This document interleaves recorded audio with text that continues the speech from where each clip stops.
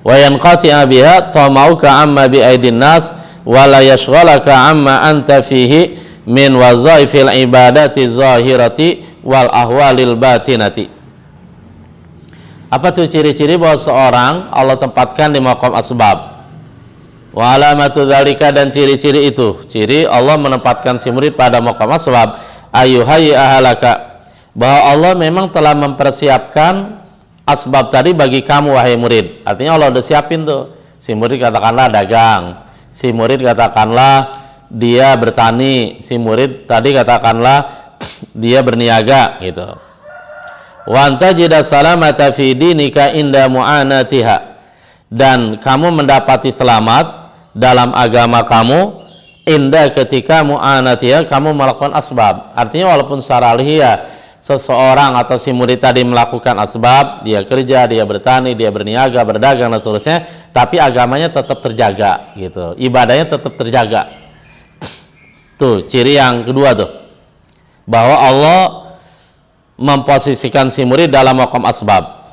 Apalagi ciri selanjutnya, wa yanqati'a, dan terputus biha dengan asbab tadi, tamauka, keinginan kamu, kerakusan kamu, amma bi aidin nas, terhadap sesuatu yang ada pada tangan-tangan manusia.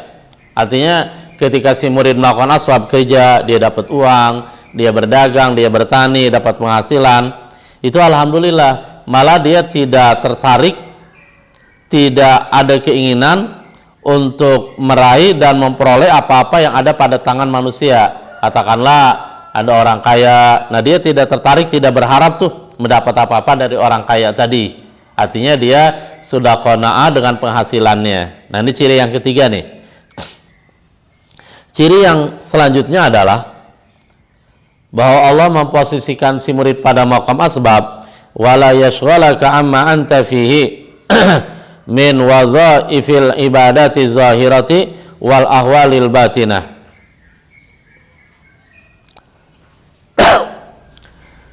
Artinya wala yashghalaka, dan bergelutnya kamu dengan asbab. Artinya pekerjaan kamu tuh wahai murid itu tidak membuat kamu lalai, amma anta fihi, dari pekerjaan yang kamu ada di dalamnya, yaitu berupa tugas-tugas ibadah yang lahir dan keadaan-keadaan batin. Artinya walaupun kamu kerja wahai murid tadi itu, tapi pekerjaan kamu tidak melalaikan kamu dari tugas kamu yang utama, yaitu melakukan ibadah lahiriah, puasa, zikir, salat dan seterusnya. Nah itu ciri-ciri Allah menempatkan si murid pada maqam asbab. Nanti bisa kita cerminkan pada diri kita, apakah kita Allah tempatkan pada maqam asbab atau kasab. Kembali kepada keinginan awal si murid untuk masuk ke maqam tajrid, sementara keinginan Allah masih beda. Allah ingin si murid itu pada maqam asbab. Nah ketika ada keinginan seperti itu, keinginan tadi disebut minasyahwati, ay min syahawatin nufus allati tadu ilaiha. Kata musannif, minasyahwati itu termasuk syahwat, keinginan-keinginan, ay min syahwatin nufus, dari keinginan-keinginan nafsu, allati tadu ilaiha, yang keinginan tadi mengajak kepadanya. Ya kepada tadi itu, kepada asbab. Artinya itu landasan nafsu. Ketika si murid ingin keluar dari asbab, dia ingin konsentrasi pada tajrid, sementara Allah menempatkan dia pada maqam asbab. Nah ini nafsu nih, lagi-lagi ada intervensi nafsu al-khafiyati, cuman syahwat di sini dianggap samar, dianggap tidak jelas, jadi tersirat gitu. Wa kanat syahwatan. Nah keinginan tadi kenapa disebut syahwat? Kenapa disebut keinginan tadi ada intervensi nafsu gitu? Li'adami wukufika ala muradi sayyidika, karena tidak wukufika, karena tidak mengetahuinya kamu terhadap keinginan Tuhan kamu. Artinya si murid di sini harus paham bahwa Allah menempatkan dia pada maqam asbab. Nah ketika dia mau keluar ke maqam tajrid, sementara di sisi lain Allah menempatkan dia pada maqam asbab, berarti si murid di sini nggak paham apa keinginan Allah, apa irada Allah gitu. Jadi yang dia ingin keinginan dia, makanya itu disebut syahwat, keinginan nafsu, ada intervensi nafsu. Wa muwafaqatika murada nafsika, dan menyesuaikannya kamu terhadap keinginan diri kamu. Artinya sementara di sini si murid dia memaksakan diri untuk mengikuti keinginan dia. Makanya Imam Ibnu Athaillah Sakandari ini menyebutnya minasyahwat, termasuk syahwat gitu. Ya, syahwat, selera, hal-hal yang disini oleh nafsu. Kita lanjut. Wa khafiyatan, tapi syahwat tadi oleh musannif disebut syahwat yang khafiyah, yang samar, tidak jelas. Kenapa tidak jelas? Li'anna zahira dzalika anna muradaka bitajarrudi al-inqita ila Allah taala wa taqarrubu ilaihi wa batinuhu anna muradaka asyuhratu bil wilayah litaqsidakan nasu bil i'tiqadi wa taqarrubi ilaika fa tuqta'u amma anta bisadadihi.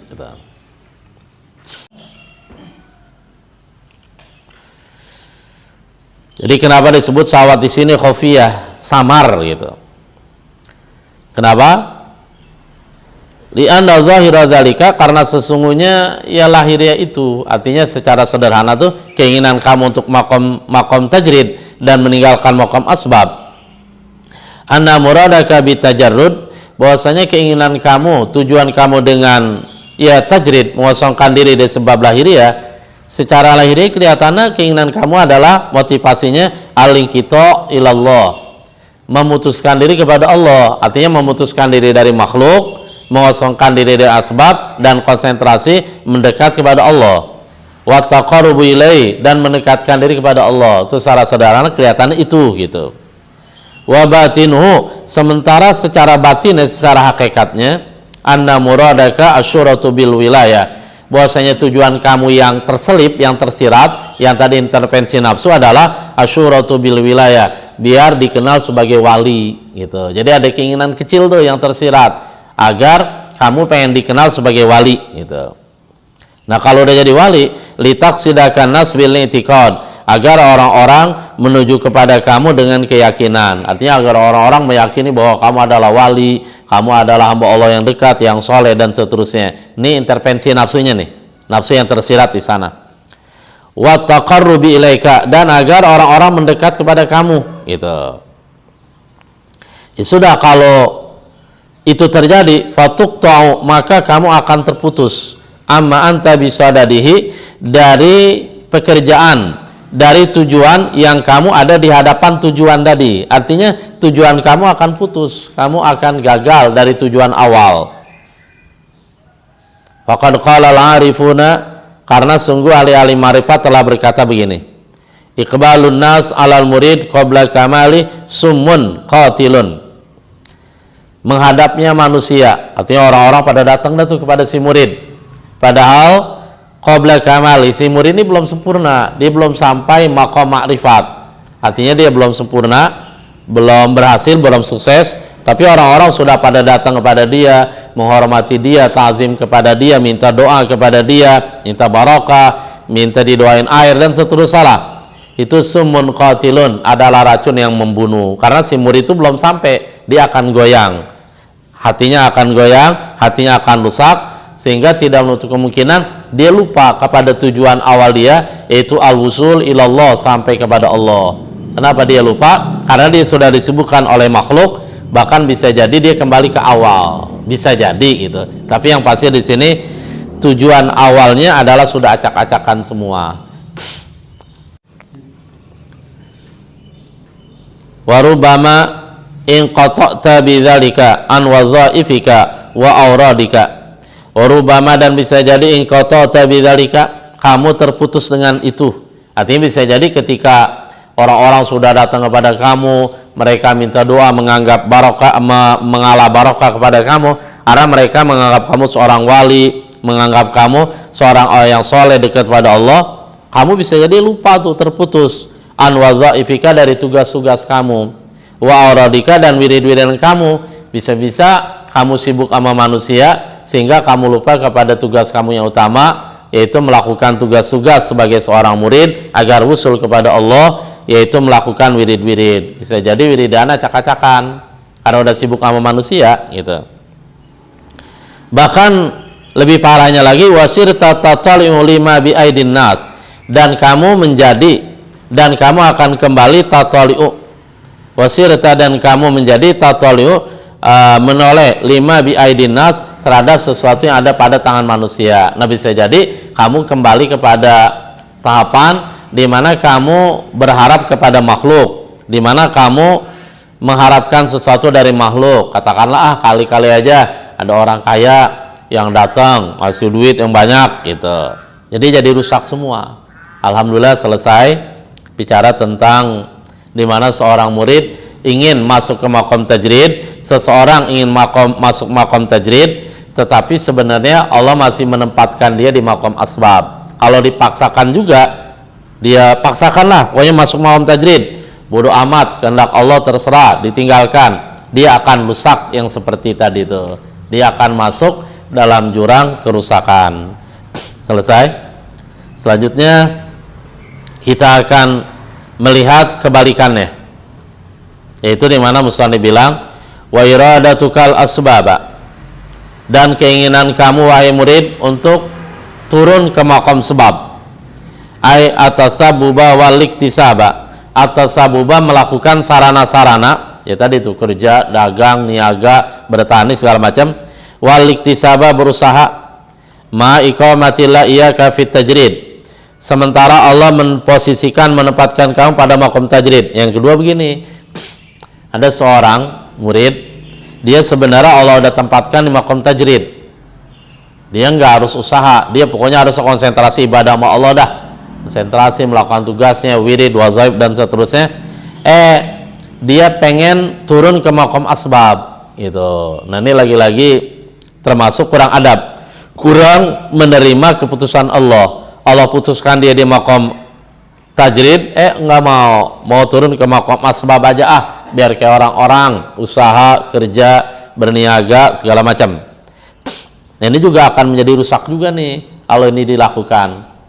Harusnya yang bagus adalah di mana seorang tuh dia ya qanaah, menerima dimanapun Allah menempatkan dia, apakah pada makom asbab atau tajrid, yang penting di sana Allah ridho gitu.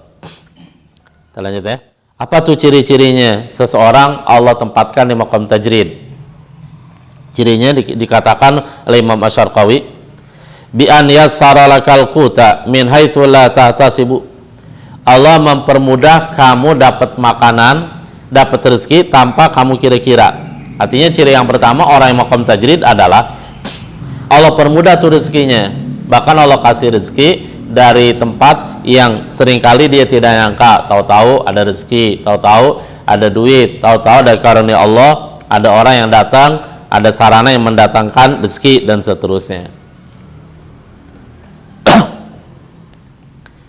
Ya, makanya salah satu kuncinya adalah takwa. Mudah-mudahan Allah Subhanahu wa taala berikan kita maunah dan taufik sehingga kita bertakwa, karena salah satu buah dan hasil dari takwa adalah Allah Subhanahu wa taala berfirman, wa yarzuqhu min haitsu la yahtasib, Allah akan memberikan rezeki kepada orang yang bertakwa dari arah yang dia enggak kira-kira, dari tempat, dari cara yang dia nggak nyangka-nyangka sebelumnya.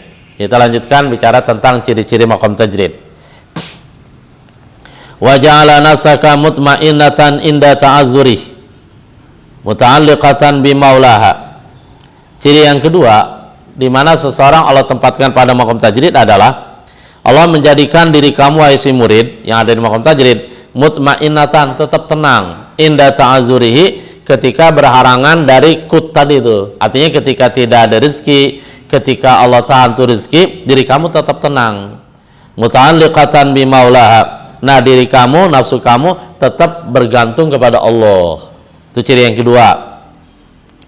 Lanjutnya ciri yang ketiga adalah wadum ta'alalu syughal bi wazaifil ibadat, dan kamu terus-menerus langgang menyibukkan diri dengan tugas-tugas ibadah. Jadi saya ulang, ciri makom tajrid di sini disebutin 3. Pertama, orang yang Allah tempatkan bahkan makom tajrid, artinya walaupun secara lahir dia tidak usaha, tidak melakukan sarana-sarana yang mendatangkan duit atau maisha, rizki. Pertama cirinya Allah permudah rezeki kepadanya, sehingga seringkali dia memperoleh rezeki tanpa dia kira-kira. Yang kedua, ketika tidak rezeki, atau kalau kata-kata ketika Allah batasi itu, ketika tidak datang rezeki, jiwanya, dirinya tetap tenang, bahkan tetap bergantung kepada Allah, tidak berharap, tidak meminta, dan tidak bergantung pada makhluk. Ciri yang ketiga adalah dia tetap saja konsentrasi melakukan ibadah kepada Allah. Itu ciri-cirinya tuh.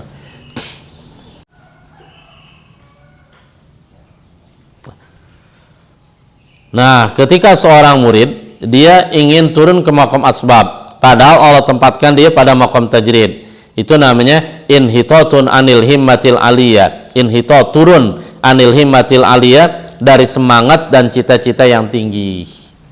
Karena memang secara logika matematik bahwa maqam tajrid itu lebih tinggi daripada maqam asbab, sementara maqam asbab ada di bawah secara logika matematik, artinya secara perhitungan logika. Jamaah sekalian, kelihatannya ini perlu 2 episode, walaupun episode yang selanjutnya ya sedikit karena penutup tentang masalah bicara tajrid dan kasab. Artinya penjelasan Imam Asy-Syarqawi hal ini kita tidak bisa baca semua ya, karena masih ada beberapa yang perlu dijelaskan. Tapi kesimpulan akhir adalah bahwa pada hikmah ini musannif ingin mengarahkan murid khususnya dan umumnya kepada kita semua, bahwa hendaklah seseorang itu dia menerima apapun dan dimanapun Allah tempatkan dia, yang penting Allah ridho gitu. Dan memang itu ciri-ciri orang ikhlas. Orang ikhlas adalah dia menerima tuh dimanapun Allah posisikan dia, yang penting pada tempat yang Allah ridhoi. Ketika Allah menempatkan kita dalam maqam asbab, ya sudah, kita ikhlas, kita ridho, kita terima. Jangan sampai ada keinginan untuk naik maqam tajrid dengan sendirinya gitu, artinya dengan keinginan kita. Kecuali nanti katanya ada orang yang tadinya maqam asbab lalu kemudian dia naik ke maqam tajrid, tetapi itu berdasarkan bukan keinginan dia. Memang isyarat ini ada 2. Pertama, ada isyarat dari mursyid, dari gurunya. Kata gurunya, ya sudah, ente sudah mampu ke maqam tajrid. Nah itu berarti udah isyarat, baru boleh ada tuh, itu bukan nafsu tuh, itu adalah isyarat dari guru. Yang kedua, isyarat Allah menempatkan seseorang, mengeluarkan seorang dari maqam asbab ke maqam tajrid adalah katanya ketika seseorang itu mentok melakukan asbab. Dia melakukan asbab, ini gagal, itu gagal, berniaga gagal, itu gagal, bahkan acak-acakan semuanya. Nah ketika mentok, itu katanya isyarat bahwa dia diisyaratkan oleh Allah untuk masuk ke maqam tajrid gitu. Demikian pula dianggap kurang sopan dan kurang adab ketika seseorang Allah tempatkan dia pada maqam tajrid, pengen turun ke maqam asbab. Tuh, bahkan kata musannif di sini inhitatun anil himmatil aliyah, berarti ini turun nih, dia turun dari semangat dan cita-cita dan kedudukan yang tinggi gitu. Mungkin itu yang bisa kita sampaikan pada pertemuan ini. Mohon maaf atas segala kekurangan, mudah-mudahan bermanfaat buat kita semua. Kita tutup dengan majelis. Subhanallah bihamdi, subhanakallah bihamdika, asyhadu alla ilaha illa anta, astaghfiruka wa atubu ilaik. Walhamdulillahirabbil alamin. Assalamualaikum warahmatullahi wabarakatuh.